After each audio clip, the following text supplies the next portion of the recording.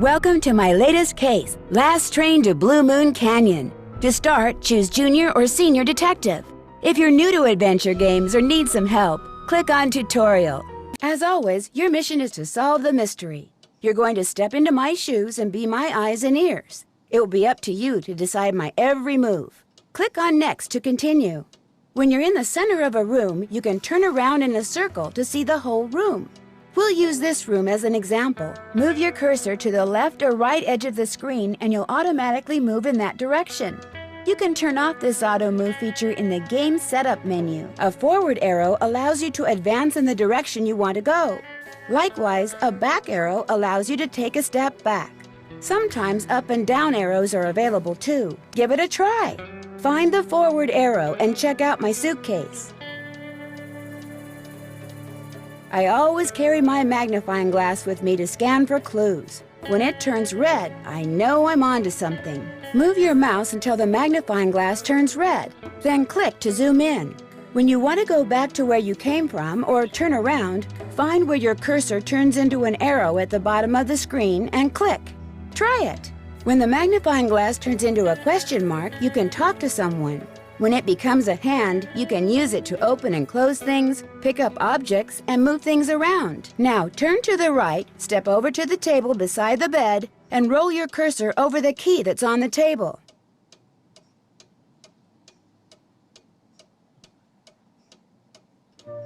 See how the magnifying glass turned into a hand when you rolled it over the key?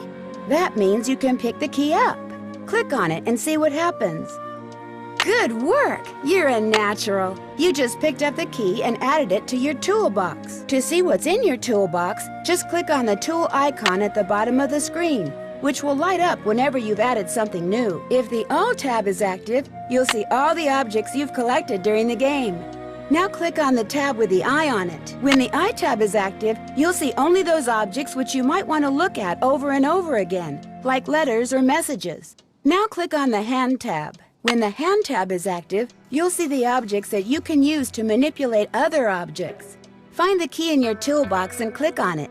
See how the cursor turned into the item you clicked on? Use the key to click on the lock.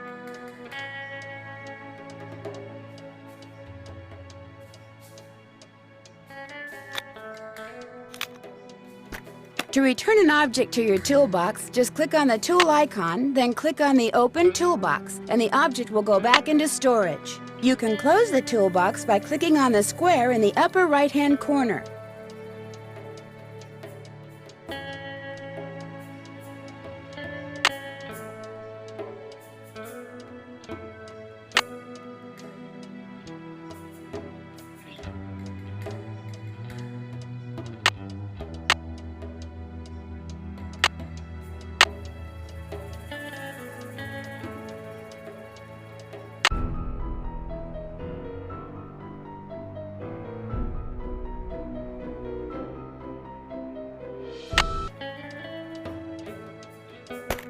And if you need to call someone, all you have to do is click on the cell phone at the bottom of the screen. Try it. You can use this phone to dial a number yourself, or you can automatically dial any of the numbers stored in the directory.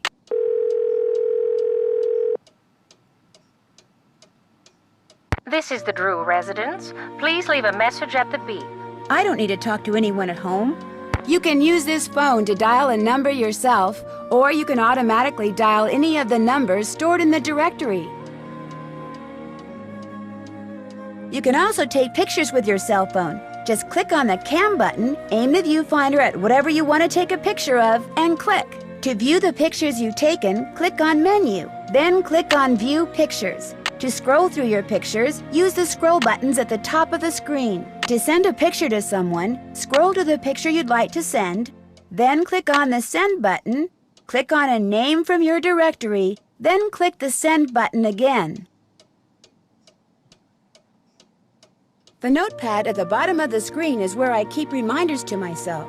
Click on it and you'll see what I mean. If the Book tab is active, you'll see my journal, which is where I keep all my observations concerning information I've gathered and people I've met. If you click on the clipboard with a check mark, you'll see a list of what I need to do. Organized person that I am, once I've done something, I check it off. Finish that. Is that everything? Oh, I almost forgot one of the most important detective skills. You know, questioning suspects. In the game, you can talk to the people you meet. The conversation will appear in the text box below the scene. The words of the person you're talking to will be in blue, and my replies will be in white. Select a question or a reply by clicking on it, and listen to what your suspect says next. Give it a try. Excuse me, miss, but I couldn't help but notice that you're doing an awful lot of snooping around. Excuse me, sir, but I don't snoop. I sleuth. If there are a lot of words in the text box, you know how some people can talk. Use the scroll box on the left to move the text up and down so that you can read along. If you make a major mistake, say you fall off a roof or blow something up, you can select Second Chance from the main menu to get back to where you were before you goofed. That's it. You're ready to tackle the case. I'll return you to the player challenge screen. When you're ready to start, remember, Junior Detective is not quite as tough as the senior level, so you might want to start there. You never know what you'll turn up in the game, so be sure to explore. Don't forget to trust your instincts and have fun. Good luck! Dear Hannah, here I am at the railroad station along with a handful of other detectives about to board a train bound for who knows where. The only person who knows where we're going is Lori Gerard. That's the young woman who invited everyone. Actually, she didn't really invite me. She invited Frank and Joe Hardy, and they invited me.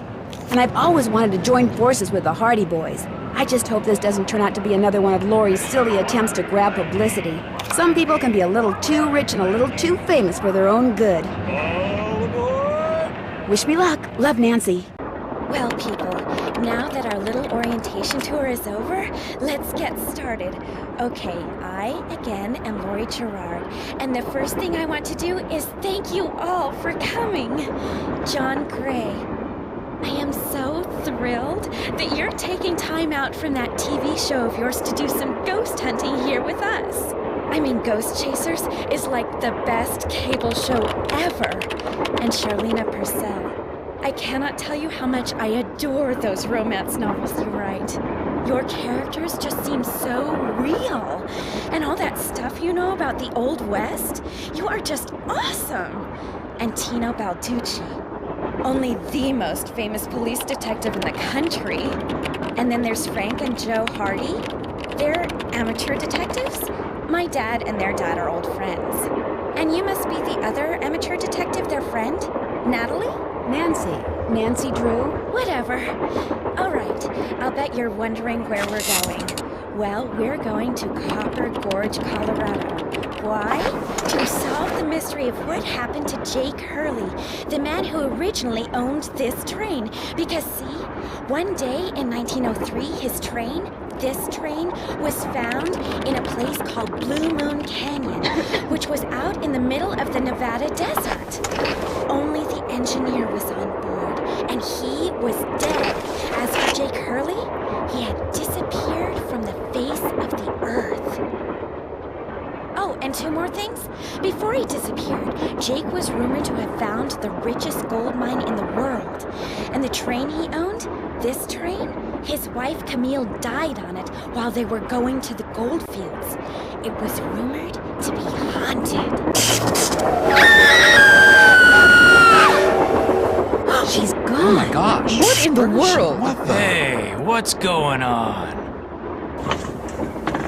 People should never go tampering with things they don't understand. Oh, brother. It's okay. Everybody just stay calm. No need to panic. I'll get to the bottom of this.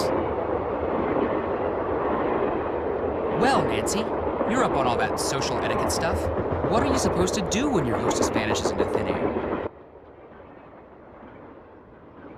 If I don't seem concerned, it's because I'm not. Lori Gerard is a young woman whose only goal in life is to be famous. She craves attention and habitually uses her father's considerable wealth to get it. So you think her disappearing like that is just some kind of publicity stunt? I just think she couldn't resist showing off in front of all of us minor celebrities. What was your name again? Nancy Drew. You and I have actually met. Sort of. I called you not too long ago when I was at Shadow Ranch. You gave me some information about Dirk Valentine. Ah, Nancy Drew. You remember me? No.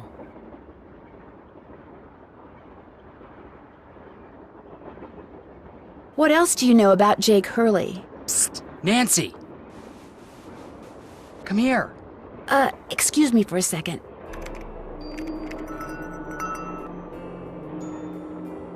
Hey, Nance. Where have you two been? I followed Tino Balducci. And I went after John Gray. He went straight to the room in the car that used to be Camille's and didn't come out again. I could hear all these weird noises coming from inside.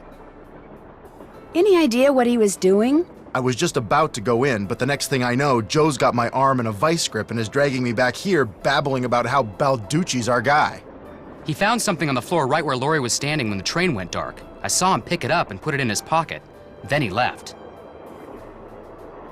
Did you see what it was? When I tried to talk to him, he just kind of brushed me aside and said something snotty like, "I'm on the job here, Junior, so just go back to the playground and stay out of the way." In case you two hadn't noticed, we're not getting a lot of respect around here. Can't we at least tell Balducci that we do stuff for ATAC? You know the rules. ATAC? American Teens Against Crime. We do a lot of undercover work for them. Wonder Cop's probably never even been undercover. Joe, let it go. What'd Charlena have to say? She thinks Laurie is faking this whole disappearance thing. She's not the only one. How can you say that? You heard Laurie scream. Anybody can scream, Joe. Especially girls whose fathers have given them acting lessons along with everything else they've ever wanted. What about you, Nancy? What do you think?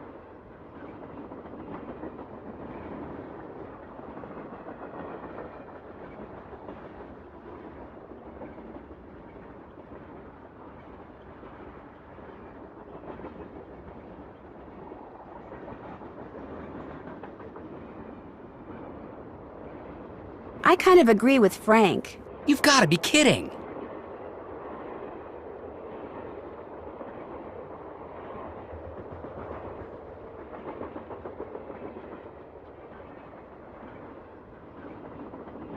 Do you think maybe one of Laurie's other guests is in on her disappearance? It's certainly possible. From the way she talked, it didn't sound like she knew any of them. Maybe that's what she wanted us to think. Or maybe that's what one of them wanted her to think. Well, whether Laurie disappeared by force or by choice, what we've got to do now is find her. Absolutely.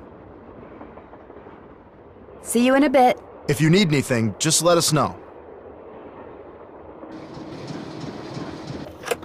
Engineer, what do you want? Hello, I'm one of the passengers, and I just thought you should know that Laurie Gerard has disappeared.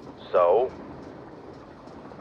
Did you know she was going to disappear? Hey, all I know is I take orders from Miss Gerard, okay? Right now my orders are to get this train to Copper Gorge non-stop. And until Miss Gerard tells me otherwise, that's what I'm gonna do. But Laurie may not even be on the train anymore. Look, Miss Gerard may not be a rocket scientist or anything, but even she knows better than to jump off a moving train. But... Now, if you'll excuse me, I got me a train to run.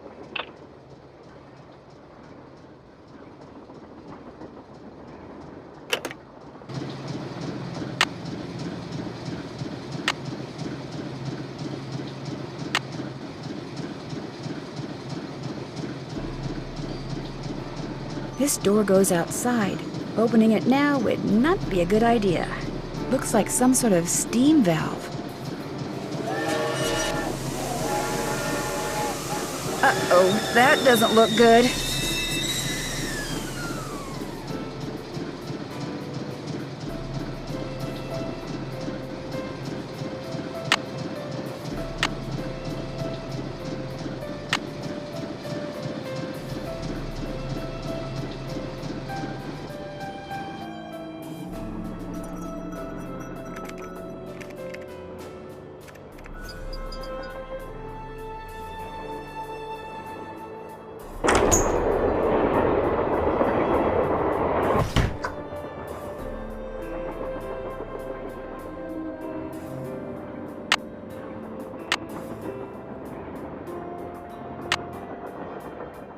Pretty. Looks like some kind of gemstone.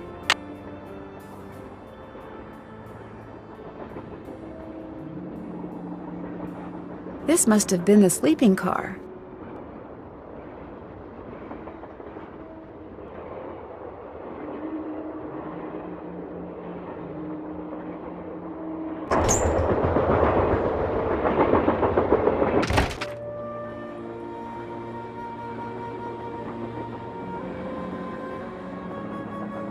Hey, come on over here.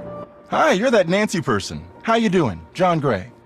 It's a pleasure to meet you. I've seen your TV show. Then I don't have to explain what I'm doing. Oh, heck no. Why, you're measuring the whoozy whatsism with your trusty gizmometrometer thing. Right now I'm taking time-lapse electromagnetic readings and recording background noise. This was Camille's private car. If she had something to do with Lori's disappearance, analyzing these readings may give me a clue as to Lori's whereabouts.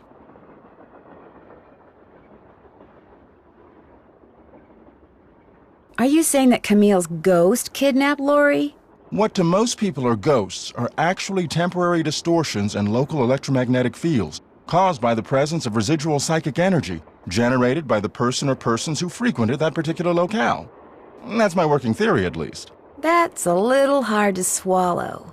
It's all very scientific. But the fact is, Lori's missing, and I for one am doing everything in my power to find her. The vibes I'm getting make me think she could be in serious trouble.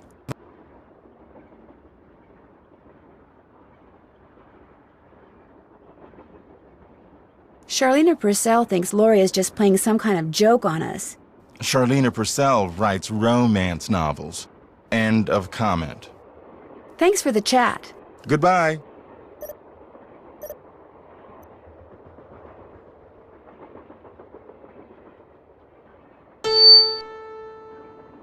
Don't do that, please!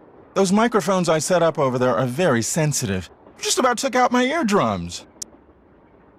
You can play that thing when I'm done. I'll let you know when that is, all right? Okay.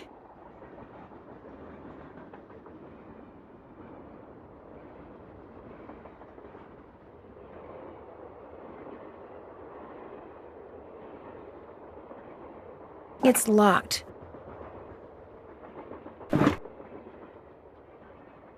Thomasina O'Neill.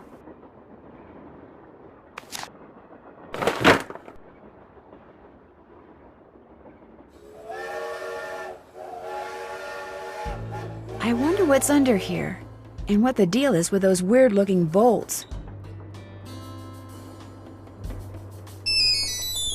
Hello? Nancy, hi, it's me. Hi, Bess. And me. Hey, George, what's up? What's up? You're the one who's on the train with a bunch of famous people. You tell us. This is torture, Nancy. I'm dying of curiosity here. Bess, just calm down. Oh, like you're not just as curious as I am. She's the one who insisted we call you Nancy. Only because you're driving me crazy. I'm supposed to be helping her paint her room, but every other brushstroke she's like, where do you think she is now? How do you think the Hardy Boys are doing? Why do you think she hasn't called? What do you think Laurie Gerard is wearing? Oh, George, that is so not true. I could care less what Laurie Gerard is wearing. So come on, Nancy. You're on a train full of famous people bound for who knows where. So dish already, would ya? Bess, calm down. Look what you did. You got paint in my hair. I'm sorry.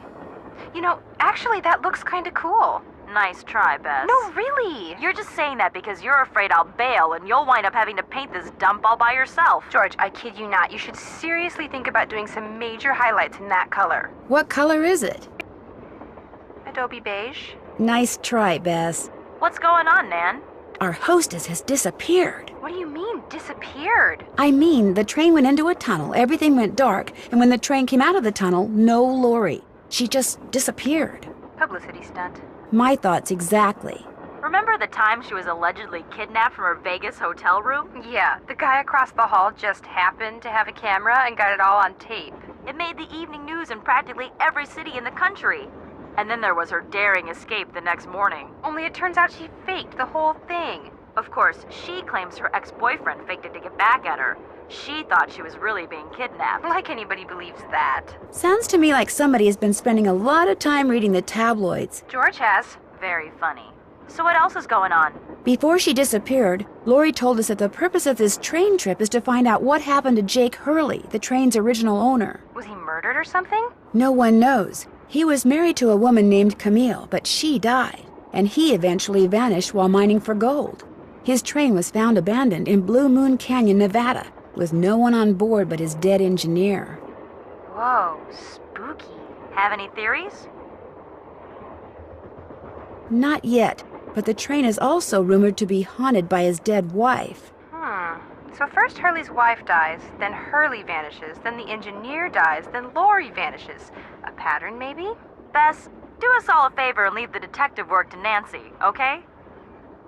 Catch you later. Okay. Well, George, back to work.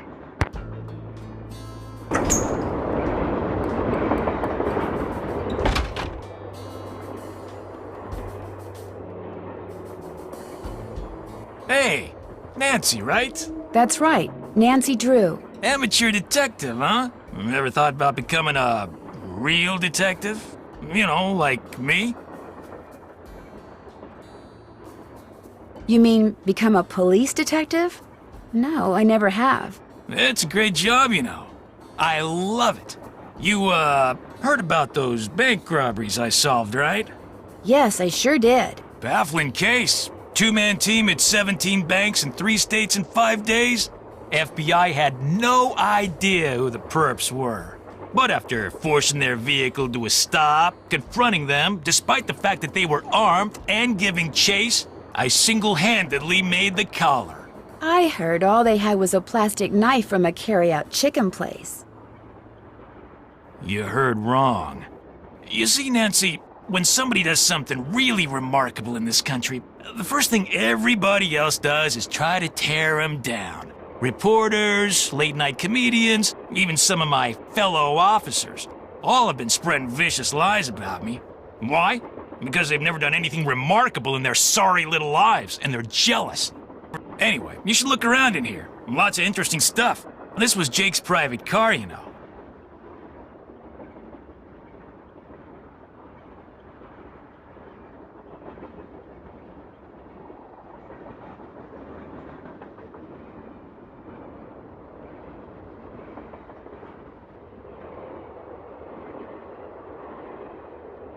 I understand that you found something on the floor in the dining car.